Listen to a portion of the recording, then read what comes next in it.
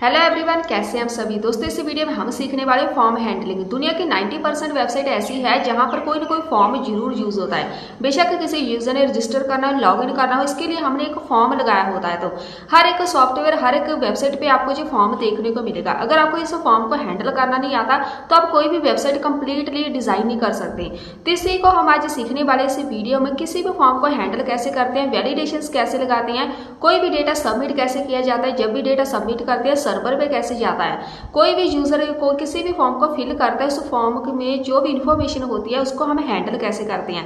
ये कंप्लीट हमारी वीडियो रहने वाली है सिर्फ और सिर्फ फॉर्म हैंडलिंग पे। तो इसको समझने के लिए हम चलते हैं अपनी लैपटॉप की स्क्रीन पे। इसी वीडियो में हम सीखने वाले हैं यहाँ पर क्रिएट कैसे करते हैं फॉर्म को, कंट्रोल अनकंट्रोल कंपोनेंट क्या होते हैं, हैंडलिंग कैसे करते हैं, फॉर्म को सबमिट कैसे करते हैं, और जहां पर एक फॉर्म वैलिडेशन है। ये सब हम सीखने वाले हैं। तो हम चलते हैं जहाँ पे। सबसे पहले तो आपको एक फॉर्म क्रिएट करना आना चाहिए। उसके लिए कुछ ज्यादा नहीं है, जो जैसे ही हम HTML का कोड लगाते हैं सेम ऐसे ही होता है। एक लेबल लगाना है तो आप लेबल लगा सकते हैं, जहाँ पर आपने ईमेल लिख देना है, कुछ भी। एक जहाँ पर होती है इनपुट फील्ड। ये तो सारा हमारा HTML का ही कोड है कि आपने फॉर्म को डिजाइन करना है। इसके बीच में लिख देती हूँ इनपुट टाइप होगी, इसको रिफ्रेश कर देते हैं। यहाँ पे इसको करो रिफ्रेश। ये हो गया, ठीक है। कोई भी आपने फॉर्म क्रिएट करना है ऐसे ही होगा। इसको हैंडल करने का मतलब क्या होता है, जो भी आपको फॉर्म चाहिए, बेशक आपने रजिस्ट्रेशन फॉर्म बनाना हो, लॉगिन फॉर्म बनाना है, तो यहाँ पर आपने फॉर्म टैग के बीच ही हमेशा इसको क्रिएट करना होता है। ऐसा नहीं कि आपने सिर्फ लेबल लगाया, इनपुट फील्ड लगाई तो यहाँ पर आपका फॉर्म क्रिएट हो गया। आप विदाउट फॉर्म टैग के भी आप फॉर्म क्रिएट कर सकते हैं, लेकिन वो हैंडलिंग में नहीं आएगा। डेटा हैंडल करना या फिर फॉर्म हैंडल करना मतलब यहाँ पर इसको सबमिट करेंगे तो वैल्यू सबमिट होनी चाहिए सर्वर पे। तो उसके लिए हम क्या करते हैं, यहाँ पर जो फॉर्म लिखा है ना, इधर हम एक फंक्शन क्रिएट करते हैं, इवेंट बोलते हैं इसको, जो मैंने पहले भी करवाया हुआ है। On submit. जब भी फॉर्म को सबमिट करना होता है तो यहाँ पर हम ऑन सबमिट के इवेंट लगाते हैं। तो यहाँ पर सिर्फ ऐसे ही लगाने से काम नहीं होगा। यहाँ पर ऑन सबमिट लिखा है तो एक इसका नाम होता है, कोई भी नाम आपने इसको दे देना है। आप हैंडल सबमिट नाम इसको दे सकते हैं। तो इसी के अंदर वर्किंग होगी। जब भी किसी फॉर्म को सबमिट किया जाएगा तो ये वाला फंक्शन वर्किंग में आएगा। एक जहाँ पे होता है लास्ट में बटन, जो जो इम्पोर्टेंट है वो सब मैं आपको करवाने वाली हूँ। यहाँ पर सबमिट लिख दिया मैंने का बटन। आप बटन ऐसे भी लगा देंगे तब भी ओके है, अगर आप ऑन क्लिक कर लगाएंगे तब भी ओके है। लेकिन यहाँ पर ऑन सबमिट लिखा है, ये तब वर्क करेगा। यहाँ पे जो बटन है ना, इसकी टाइप लिखो सबमिट। इसी से इसको पता चल जाएगा कि हमने डेटा सर्वर पे सबमिट करना है। तो यहाँ पे टाइप सबमिट लिखनी जरूरी होती है बटन की। तो यहाँ पर सबमिट वाला फंक्शन अपने आप वर्किंग में आ जाएगा, ठीक है। तो ये मेरे पास एक छोटा सा फॉर्म हो गया क्रिएट। ऐसा ही मान लो कि यही एक फॉर्म है जो हैंडल वाला है, इसको हम डिफाइन कर देते हैं। अब जहाँ पे आ जाना है, ठीक है। हमारा जो मेन फंक्शन होता है कॉस्ट, जो मैंने हैंडल सबमिट वाला बनाया हुआ है, अब इसकी बारी है। इसका काम क्या होता है, कोई भी आपने फॉर्म क्रिएट करना है तो इसका एक अलग से काम होता है सबमिट बटन का। मैं क्या करूंगी, सेट, यहाँ पे एक होता है कोई भी नाम देना है, ठीक है। Set name T dot target dot, यहाँ पे लिख दूंगी वैल्यू।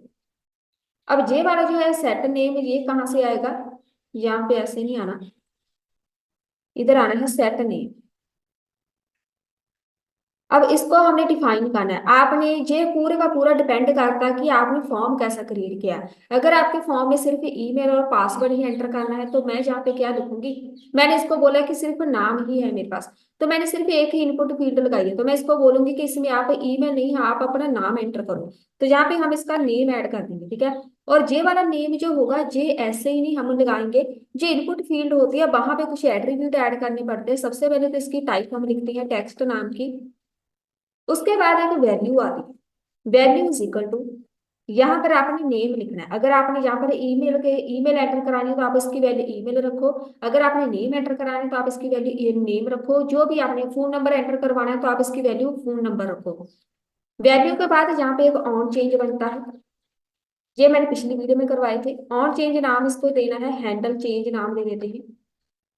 ऑन चेंज का मतलब है कि मैं यहाँ पे कोई भी वैल्यू ऐड करूंगी, कोई भी यूजर इसके अंदर कोई नाम ऐड करता है, उस नाम को हमने गेट करना है कि यूजर ने क्या ऐड किया है। तो वो नेम को गेट करने के लिए हम ऑन चेंज बनाते हैं। ये हो गया हैंडल सबमिट का। अब ये क्या करेगा जी, सेट नेम आ गया। सेट नेम कहाँ से आएगा, एक कॉन्स्ट बनाया जाता है, कॉन्स्ट। इसको हम मैं दे देती हूँ नेम, सेट नेम। मैं चाहती हूँ कि यूजर अपना नेम ऐड करे, इसी इनपुट फील्ड में जो मैंने लगाई है उसके अंदर वो अपना नेम ऐड करे। तो मैं जहाँ पे यूजर स्टेट लगाऊंगी, इसको हम ब्लैंक छोड़ देंगे। ये वाला जो नेम है ये कहाँ पे ऐड किया जाएगा, यहाँ पे, ये जो हमारी इनपुट फील्ड है। उसके बाद हैंडल चेंज इसको भी डिफाइन कर देते हैं ताकि आउटपुट आए सामने। कॉन्स्ट, यहाँ पे हो गया हैंडल चेंज। अब यहाँ पर हम लगा देते हैं एक ऑब्जेक्ट पास करना होता है ई नाम का। अब ये एरर चली जाएगी, handle change is not defined, ये वाला हो गया। इसको सेव कर देते हैं एक बार। अब सही है, अब पहले सेव नहीं हुआ था। अब यहाँ पे मैं मान लो एबीसी कुछ भी ऐड करूंगी ना इसके अंदर, इनपुट इनपुट फील्ड के अंदर, वो जो नेम ऐड करेंगे ना उसको हमने गेट करना है। हमें पता तो चले कि यूजर ने ऐड क्या किया है, हमने पता लगा के क्या करना। तो जहां पर जो भी यूजर वैल्यू ऐड करेगा वो हमारे डेटाबेस में जानी चाहिए। डेटाबेस में तभी जाएगी जब हम इसको गेट करेंगे। तो ये जो डेटाबेस है वो तो हम डेटाबेस वाले लेक्चर में ही कवर करेंगे। तो फिलहाल हम यहाँ पे इसको सर्वर पे सेंड करने वाले हैं, ठीक है। ये जो हैंडल चेंज है इसमें हम एक लगाएंगे ई डॉट प्रिवेंट। ये भी मैंने बताया था क्यों लगाया है हमने, डिफॉल्ट। अब यहाँ पे एक अलर्ट लगा देंगे। मैं बोलूंगी जो भी इसके इसने नेम सबमिट किया है वो जेब है। मतलब यहाँ पे मैं सिंपल इसको डॉलर के साथ इधर मैं प्रिंट कर दूंगी नेम को। अगर मैं ऐसे प्रिंट करूँ जब भी मेरे पास अलर्ट आएगा, अलर्ट के नीचे इसका जो भी नेम होगा वो मुझे मिल जाएगा, ठीक है। यहाँ पे डॉलर के साथ हम इसको डिफाइन करते हैं। और ये वाला जो सिंगल कोट है हम इसको ऐसे नहीं लिखेंगे, ये वाला स्केप बटन के नीचे होता है सिंबल, इसको आप प्रेस कर देंगे, ठीक है। इसको रिफ्रेश करना है। ये वाली जो इनपुट फील्ड होती है जहाँ पे देखो मेरे पास साथ में अलर्ट आ गए। जैसे जैसे हम इसमें कुछ भी ऐड करेंगे यहाँ पर कोई वैल्यू आ जाएगी, लेकिन अभी मुझे परफेक्ट नहीं है, अभी हैंडलिंग नहीं हुई, यहाँ पर कुछ भी नहीं आ रहा। मैं चाहती हूँ मैं जहाँ पे कुछ ऐड करूँ, कोई ना कोई नेम ऐड करूँ, तो यहाँ पे देखो कोई वैल्यू ऐड ही नहीं हो रही। जैसे ही मैं कोई की प्रेस कर रही हूँ वो अपन यहाँ पे जहाँ पर अलर्ट आ रहा है। तो ऐसे नहीं होना चाहिए। जी आपके पास स्टार्टिंग में प्रॉब्लम आ सकती है, तो आपको ये पता होना चाहिए इसको सॉल्व कैसे करना है। बस करना क्या है, इश्यू छोटा सा ही है क्योंकि मैंने अलर्ट जहाँ पे लगाया हुआ है। ये अलर्ट लगेगा जब हम इसको सबमिट करेंगे। तो मैंने क्या इसको बोला है जैसे ही मैं यहाँ पे एंटर करूंगी इनपुट फील्ड में तभी मुझे अलर्ट मिल जाए। तो अगर हम यहाँ पे सबमिट पे लगा देंगे मतलब जब भी डेटा सबमिट होगा तब मुझे अलर्ट मिलना चाहिए। बस इतना सा ही काम है। इसको रिफ्रेश करो, यहाँ पे मैं कुछ भी ऐड करूंगी, रिफ्रेश कर लेते हैं। यहाँ पे कोई वैल्यू ऐड करनी है। अब यहाँ पे मेरे पास प्रेस नहीं हो रहा। अब देखो जहां से मैं कोई भी की प्रेस कर रही हूँ तो प्रेस हो ही नहीं रही। अब ये भी आपने नोट कर लेना है कि ऐसा इशू क्यों होता है। मैंने जहाँ पर ई डॉट प्रिवेंट डिफॉल्ट लगाया है तो मैंने ये कहाँ पे लगाया है, ऑन चेंज। ऑन चेंज का मतलब है मैं जहाँ पे कैसे जैसे जैसे प्रेस करूंगी इसका मतलब होता है ऑन चेंज। मैं जहाँ पे कोई भी की प्रेस कर रही हूँ कुछ जहाँ पर नजर ही नहीं आ रहा। जे वाला जो लगाया हुआ है इसको हमें लगाना है सबमिट वाले पे। और जे वाला जो लगाया है ई डॉट टारगेट, यहाँ पे से आपको पता होना चाहिए कि इसका काम क्या है। ई डॉट टारगेट डॉट वैल्यू है, इसको अब हमने लगाना है हैंडल चेंज पे। मतलब जे काम क्या करता है, जे बहुत ही ज्यादा इंपॉर्टेंट है, जे वाली लाइन इसी को हम ज्यादा यूज करते हैं। किसी भी इनपुट फील्ड के अंदर आपने वैल्यू लगानी है, कोई भी फिल करनी है, जहां आपने किसी कोई ड्रॉप डाउन होती है वहां से कोई वैल्यू सिलेक्ट करनी है, टेक्स्ट एरिया है वहां से वैल्यू आपने गेट करनी है, तो आपने ई डॉट टारगेट डॉट वैल्यू लिखना होता है। तो वो क्या करेगा, मैं जहाँ पे कोई भी नेम ऐड करूंगी ना वो नेम यही गेट करेगा, ठीक है। यहाँ पे देखो मैं कुछ भी फिल कर रही हूँ, ये वाला जो आपने नाम ऐड करना है इसको हमने गेट करना है। मैं जहाँ पे सबमिट करूंगी अब मुझे जहाँ पे अलर्ट मिलेगा। तो ये अलर्ट कैसे आया, यहाँ पे देखो ऑन सबमिट। यहाँ पे जैसे ही मैंने डेटा सबमिट किया, यहाँ पे देखो इसको फॉर्म हैंडलिंग बोलते हैं। यहाँ पे जैसे ही डेटा सबमिट किया तो ये डेटा यहाँ पर यहाँ से कहीं ना कहीं तो जाएगा, ठीक है। सर्वर के पे कैसे भेजना है वो भी मैं बताऊंगी। पहले तो आपको सबमिट करना आना चाहिए। अगर आपके पास ये वाला अलर्ट आ रहा है तो मतलब आपका जो डेटा है वो सर्वर पे जाने के लायक है, मतलब इसमें कोई भी इश्यू नहीं है। तो पहले तो आपके पास ये अलर्ट आ जाना चाहिए। इसलिए गेट कर लेना कि मैंने इसमें नेम क्या ऐड किया है। ये तो बहुत ही सिंपल सा एक फॉर्म में क्रिएट किया है, ठीक है। तो ये फॉर्म पहले आपको क्रिएट करना आना चाहिए। अब चलते हैं नेक्स्ट स्टेप पे, जहाँ पे चलते हैं हम सिलेबस पे। इधर हमारे पास है ना दो तरह के कंपोनेंट होते हैं, एक होता है कंट्रोल, एक होता है अनकंट्रोल कंपोनेंट। तो ये फॉर्म में ज्यादा पाई जाती है, ठीक है। मतलब इसको समझने के लिए हम क्या करेंगे, ये मान लो कि ये कंट्रोल्ड कंपोनेंट ही है, ठीक है। कंट्रोल्ड कंपोनेंट मतलब इसको हम यूज करते हैं यूज स्टेट के साथ, बस इसकी यही पहचान है। कोई भी आपने यूज स्टेट लगा दिया, कहीं भी आपने ऐसे वेरिएबल्स क्रिएट कर लिया, यूज स्टेट लगा दिया, जहाँ पे मैंने यूज स्टेट लगाया हुआ है और जहाँ पे मैं कुछ भी पास कर रही हूँ, जे का पैरामीटर पास कर दिया, ऑब्जेक्ट या पास कर दिया जहाँ पे, यहाँ पे एक ऑब्जेक्ट मैंने पास कर दिया। ये हमारे पास एक कंट्रोल्ड कंपोनेंट होता है। ठीक, कंट्रोल्ड कंपोनेंट क्या करता है, रिएक्ट की जो स्टेट होती है ना, स्टेट मैंने बताया था, एक स्टेट होती है, एक प्रॉप होती है। जो भी स्टेट है वो खुद ही हैंडल कर देती है कोई भी वैल्यू को। कोई भी वैल्यू मतलब यहाँ पे जो मेरे पास वैल्यू है ना, ये मैंने नेम ऐड किया, एबीसी नेम ऐड किया, इसको सब यहाँ पर जो स्टेट है मेरे पास वही हैंडल कर लेगी। स्टेट क्या है मेरे पास, जी वाली, इसी ने खुद ही हैंडल कर लेना कि मैंने यहाँ पर नेम क्या ऐड किया। अब यहाँ पे आपको ज्यादा कंफ्यूज होने की जरूरत नहीं है कि आपने क्या लगाना है और यहाँ पे इसकी वर्किंग क्या है। आपने यहाँ पर बेसिकली हम ज्यादा जो यूज करते हैं जो यही होता है कंट्रोल्ड कंपोनेंट, जिसको हम यूज स्टेट के साथ लगाते हैं। जो दूसरा होता है अनकंट्रोल्ड, यहाँ पे चलो, एक होता है इसका दूसरा opposite uncontrolled component. Uncontrolled component की पहचान क्या है, उसमें यूज स्टेट नहीं होता। अगर इसमें यूज स्टेट नहीं होता तो इसमें क्या होता है, तो इसको हम क्रिएट करते हैं दूसरे तरीके से। मैं यहाँ पे लिखूंगी कॉन्स्ट, एक यहाँ पे कोई भी वेरिएबल क्रिएट करना है, इनपुट रेफ नाम का क्रिएट कर देते हैं। यहाँ पे आता है यूज रेफ। जैसे ही अगर आपने यूज रेफ यूज कर लिया तो इसका मतलब वो एक अनकंट्रोल्ड कंपोनेंट है। अब देखो यूज रेफ आ गया, तो इसमें यूज स्टेट का कोई काम नहीं है। ये वाला जो लिखा हुआ है यूज स्टेट, इसका काम नहीं है। यहाँ पे हम यूज रेफ यूज करते हैं। यूज रेफ हो गया मेरे पास। अब यहाँ पे अगर आपने यूज स्टेट लगाया है या आपने कोई भी वेरिएबल स्टेट के साथ क्रिएट किया है तो वो एक कंट्रोल्ड कंपोनेंट होगा। अगर आपने यूज रेफ यूज किया है तो वो एक अनकंट्रोल्ड होगा। अनकंट्रोल्ड में क्या करना है, डोम पे सारे के सारे हैंडलिंग डोम पे होनी है। डोम क्या है, यहाँ पर ये मेरे पास जो होता है HTML CSS के कॉम्बिनेशन सारे का सारा वो एक डोम ही होता है। ये बार मेरे पास एक डॉम ही है, हमारे जो सर्वर पे जो भी दिख रहा है सारा का सारा हैंडलिंग वहां पे ही होगा डाटा का। अब यहाँ पे देखते हैं, सिर्फ यही लगाने से काम नहीं होगा। अब यहाँ पे चलते हैं, जो हैंडल सबमिट है इसके बीच ये सारा कोड सेम रहेगा, इसमें कुछ भी चेंज करने की जरूरत नहीं है। ठीक है, और यहाँ पे जो मैंने ये लगाया हुआ है E.target, इसको हम यहाँ पे हटा देंगे, इसको लगाने की जरूरत ही नहीं है। इसको रिफ्रेश करो। अब यहाँ पे क्या बोल रहे हैं, name unexpected use of name. तो हमने यहाँ पे ये वाला नेम लगाया है, अब इसकी जरूरत नहीं पड़ेगी। मैं चाहती हूँ कि अलर्ट में मुझे दिखे। अब देखो इसको कैसे हम लगा देंगे, यहाँ से आपको क्लियर हो जाएगा दोनों में डिफरेंस। मैं जहाँ पे लिखूंगी डॉलर, इधर मेरे पास वो वाला वेरिएबल आएगा जो मैंने क्रिएट किया है, इनपुट रेफ वाला वेरिएबल आएगा, डॉट यहाँ पे हम लिखते हैं करंट डॉट वैल्यू। हमें डायरेक्ट यहाँ पे ऐसे पास कर देते हैं, हमें यहाँ पर कुछ भी डॉट टारगेट डॉट वैल्यू लगाने की जरूरत नहीं है, कुछ भी लिखने की जरूरत नहीं है। डायरेक्ट आप यहाँ पे ये वाला वेरिएबल यूज करो और जहाँ पे आप ये वाली वैल्यू लिख दो। ये ऐसे ही लिखना है, डॉट करंट डॉट वैल्यू, ये फिक्स है, इसको चेंज नहीं करना। ये वाला वेरिएबल आपका खुद का वेरिएबल कुछ भी हो सकता है, इसको आप चेंज कर सकते हैं। तो इसको हम रिफ्रेश कर देते हैं। यहाँ पे फिर से एक बार हैंडल चेंज वाला है, ये वाला जो हैंडल चेंज है अब इसकी जरूरत नहीं पड़ेगी, इसको हटा, यहाँ पे भी इसको हटा देते हैं फिलहाल के लिए। और हमने जहाँ पे कहाँ लगाया है हैंडल चेंज, यहाँ पे अब हमें जो इनपुट फील्ड है, अब देखो इसको कैसे पता चलेगा कि अलर्ट लगाना है। अलर्ट कहाँ पे लगाना है, किस, इसको कैसे पता चलना है कि मैंने यहाँ पे कुछ ना कुछ वैल्यू ऐड की है। उसके लिए हमें इनपुट फील्ड पे क्या लगाएंगे, पहले तो मैंने लगाया था यहाँ पर एक हैंडल बनाया था ऑन चेंज का, लेकिन अगर आप यूज रेफ यूज करते हैं तो मैं यहाँ पे लिखूंगी रेफ इज इक्वल टू, यहाँ पे आपका वेरिएबल आएगा इनपुट रेफ।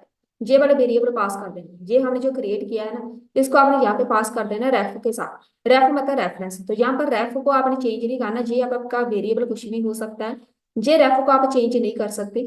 तो यहाँ पे आपने कुछ भी फिल करना है, इसको सबमिट करो, आउटपुट सेम रहेगी, कुछ भी आउटपुट में डिफरेंस नहीं रहेगा, लेकिन दोनों की वर्किंग डिफरेंट है। यहाँ पर जो यूज रेफ है इसके अंदर जो भी डेटा होगा वो हैंडल होगा डॉम पे जाके।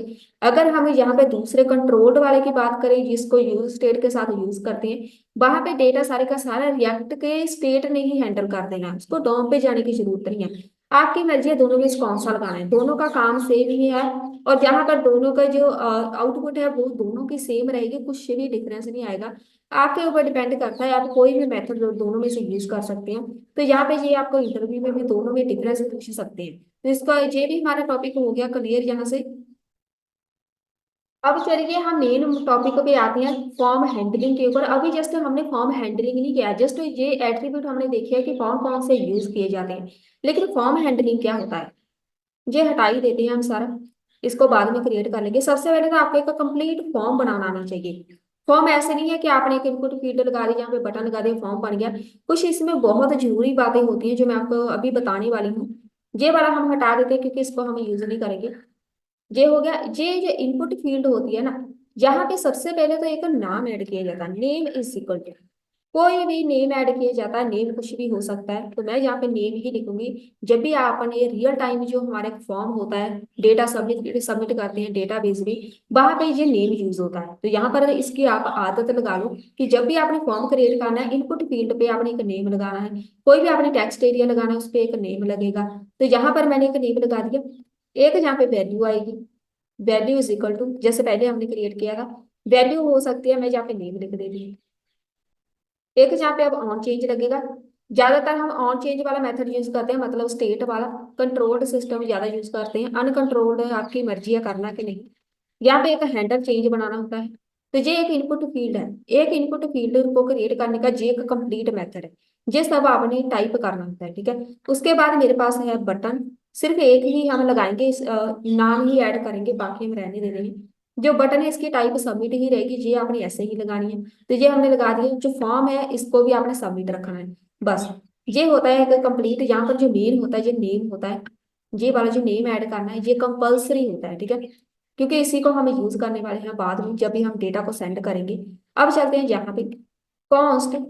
एक जहाँ पे आपने बनाना है कॉन्स्ट, नेम ही बनाएंगे। अगर आपने दो यूज किए हैं, अगर आपने नेम और ईमेल या ईमेल पासवर्ड लगाया है, तो आपने दो यहाँ पर ऐसे दो स्टेट हमने क्रिएट करनी है। एक नेम की होगी या ईमेल या फिर पासवर्ड, ठीक है। अब मैंने सिर्फ नेम लगाया तो मैं यहाँ पे नेम यूज करूंगी। या फिर ऐसा करते हैं, इसका नाम चेंज करते हैं, जहाँ पे डेटा लिख देते हैं। Set data is equal to use state, यहाँ पे यूज करने वाले हैं हम। यूज स्टेट क्या क्या आपने एंटर करवाना है, तो मैं सिर्फ नेम लिखूंगी। यहाँ पर वो चलिए दो लगा देती ताकि आपको ज्यादा समझ आ जाए। तो मैं यहाँ पे एक नेम लिखूंगी, एक ईमेल लिख देते हैं। ईमेल, यहाँ पे नेम आप ईमेल लिखो। ये इसको हम रहने देते हैं। अब जहाँ पे आपने कॉमा लगा, ये वाला जो है, इधर आपने एक नेम लिखना है, इसको हम ब्लैंक रखेंगे। एक मेरे पास रहेगा ईमेल, जो जो आप फिल करवाना चाहते हैं यूजर से। ये बेसिकली आपका एक फॉर्म होगा। मान लो ये हमारा एक लॉगिन फॉर्म बनेगा। एक वो यूजर नेम फिल करेगा, एक अपना पासवर्ड फिल करेगा, कुछ भी, ठीक है। तो दो मेरे पास इनपुट फील्ड है, एक नेम की है, एक ईमेल की। अब यहाँ पे जो हमने लगाया है कॉन्स्ट हैंडल चेंज वाला, सबसे पहले तो हैंडल चेंज की बारी आती है। जो भी यूजर वैल्यू फिल करेगा उसको गेट करना होता है। तो मैं यहाँ पे लगाऊंगी कॉन्स्ट। किस किस चीज को गेट करना है, एक नेम को गेट करना होता है, उसकी एक वैल्यू होती है। अब यहाँ पे देखो वैल्यू लगाने का मतलब क्या है, तो मैंने यहाँ पे वैल्यू लिखा है, तो ये वैल्यू हम यहाँ पे यूज करेंगे। इसका मतलब क्या है, उसमें कोई भी नेम होगा, उसकी एक वैल्यू होगी। एक यहाँ पे देखो एक नेम है, ये देखो नेम। ये वाला जो नेम एट्रीब्यूट है, एक वैल्यू है, इन दोनों का हम यूज करने वाले हैं।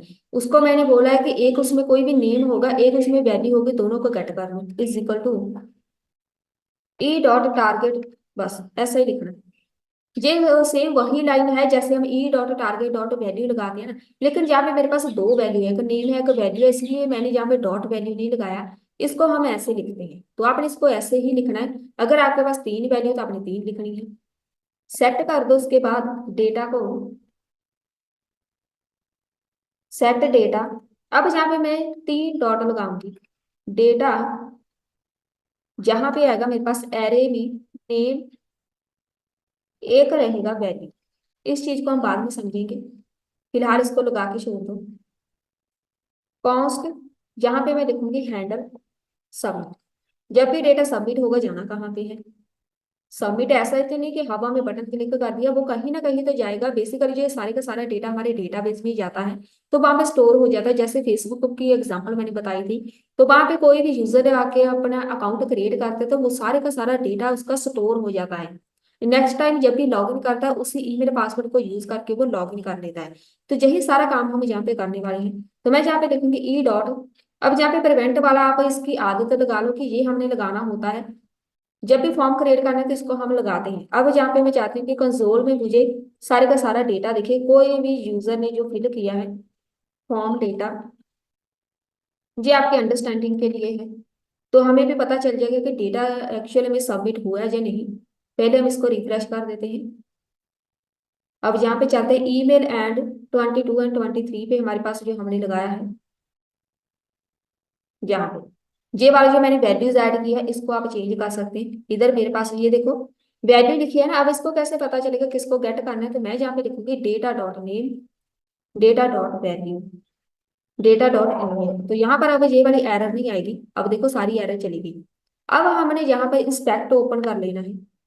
अगर आपके पास पूरा फॉर्म हैंडल हो गया, बिल्कुल करेक्ट हैंडल हो गया फॉर्म, तो आपका डेटा सबमिट हो जाना चाहिए। सबमिट होके हमें दिखेगा कंसोल में। तो एक बार रिफ्रेश कर देते हैं, हमारे पास एक एरर है। एरर देख लेते हैं कौन सी है, मेरे पास ऑन चेंज वाला है।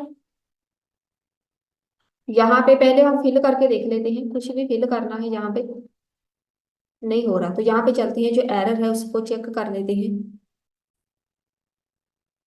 यहाँ पे चलते हैं ऑन चेंज, तो यहाँ पे कुछ भी नहीं, बस स्पेलिंग मिस्टेक है, सी कैपिटल आनी है। कोई भी आपने इवेंट ऐड करना तो उसका जो फर्स्ट लेटर होता है वो कैपिटल होता है, जैसे ऑन सबमिट की एस कैपिटल है, ऑन चेंज की सी कैपिटल आनी चाहिए। बस यही इशू है। रिफ्रेश कर देते हैं। अब कोई भी एरर नहीं है, जहाँ पे हमने कुछ भी फिल करना है, यहाँ पे आपने कुछ भी फिल करना है, सबमिट करो। सबमिट करने पे मुझे जहाँ पे डेटा शो होना चाहिए, यही होता है बेसिकली सर्वर पे डेटा भेजने का। अगर आपके पास जे वाली आउटपुट आ रही है, आपने क्या ऐड किया है, मेरे पास नेम आया है, ईमेल आया है, दोनों मेरे पास सेम आ रहे हैं। जो मैंने जहाँ पे फिल किया है यहाँ पे देखो सेम मेरे पास यहाँ पर कंसोल में आ रहे हैं। तो यही होता है हमारे पास फॉर्म हैंडलिंग। मेरे पास डेटा अगर यहाँ पे आ रहा है तो मैं यहाँ पे इसको सर्वर पे भेज सकती हूँ। सर्वर पे भेजने का मतलब है हम इसको अपने डेटाबेस में स्टोर कर सकते हैं। जे सेम वही काम है, जब भी फेसबुक पे हम अपना अकाउंट क्रिएट करते हैं तो मेरा जो ईमेल है और पासवर्ड है यहाँ पे आके सेव हो गया, ठीक है। तो यहाँ पर सेव होने का मतलब है कि मेरे मेरे जो इन्फॉर्मेशन है वहां पे चली गई, स्टोर हो गई। अब मैं नेक्स्ट टाइम इसी को यूज करके लॉग इन कर सकती हूँ। तो ये होता है एक फॉर्म हैंडलिंग। ये तो हमारे पास बेसिक हो गया, हर एक जितना बड़ा मर्जी फॉर्म हो बस ऐसे ही इसको हैंडल किया जाता है। अब बारी आती है फॉर्म वैलिडेशन की। सिर्फ फॉर्म क्रिएट करने से कुछ भी नहीं होगा अगर आप उसमें वैलिडेशन से नहीं लगाते। आपको पता ही होगा जब भी हम किसी फॉर्म को फिल करते हैं तो वहां पर हमें कुछ ना कुछ मैसेज आता है। कोई भी आपने पासवर्ड ऐड करना है 6 कैरेक्टर से ज्यादा होना चाहिए, उसमें कोई कैपिटल लेटर होना चाहिए, स्पेशल सिंबल होना चाहिए। अगर आप ईमेल ऐड करते हैं तो उसमें ऐड दी डेटा आना चाहिए।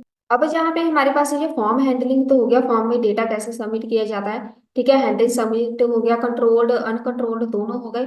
अब जहाँ पे ये फॉर्म वैलिडेशन है इसकी मैंने बहुत ही अच्छी एक वीडियो बनाई है, कंप्लीट सारी की सारी वैलिडेशंस मैंने लगा रखी है। तो वो कैसे परफॉर्म की जाती है वो उसका लिंक आपको मिल जाएगा। कंप्लीट एक वीडियो है, हर एक वो वैलिडेशन मैंने ऐड किया है जो आपके लिए जरूरी होती है। तो वहां से आप बहुत इजीली इसको सीख सकते हैं, उसका लिंक मैं आपको प्रोवाइड करवा दूंगी। वहां से आप फॉर्म वैलिडेशन सीख लेना, कंप्लीट वीडियो है एक। तो ये हमारा आज का टॉपिक फॉर्म का कंप्लीट हो चुका है। जहां तक फॉर्म वैलिडेशन आपने वहां से सीख लेनी है और ये वाला टॉपिक हमने इस वीडियो में कवर कर लिया। तो मिलते हैं फिर नेक्स्ट वीडियो में नए टॉपिक के साथ।